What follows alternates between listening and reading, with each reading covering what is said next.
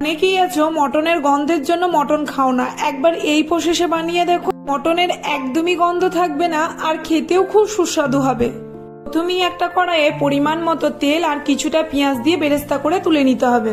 এরপর ওই কড়াইয়ে আর একটু পরিমাণ তেল দিয়ে 4-5টা থেতো করা এলাচ, গোলমরিচ, শুকনো লঙ্কা আর একটু মোটা করে কেটে রাখা পেঁয়াজ, 1 কাপ দই, 1 চামচ জিরে গুঁড়ো দিয়ে ভালো করে নেড়েচেড়ে নিতে হবে।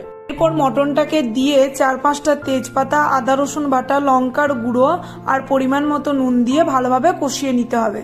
উপর থেকে তেল ছেড়ে আসলেই বেরেস্তাটাকে দিয়ে একটু নেড়েচেড়ে নিতে হবে। এরপর 1 গ্লাস জল দিয়ে আধ ঘন্টা একদম লো ফ্লেমে রেখে দিতে হবে। ওপর মটনটা ভালোভাবে সেদ্ধ হয়ে গেলে ওপর থেকে গরম মশলা ছড়িয়ে দিলেই রেডি আমাদের মটনের দো পেঁয়াজ। এবার ভাত বা রুটি যে কোনোর সাথে পরিবেশন করুন, দুর্দান্ত লাগবে খেতে। আর এই রান্নাটা কেমন লাগলো অবশ্যই কমেন্ট বক্সে জানাবেন। লাইক, কমেন্ট, শেয়ার করতে ভুলবেন না। আমার পাশে থাকবেন। ধন্যবাদ।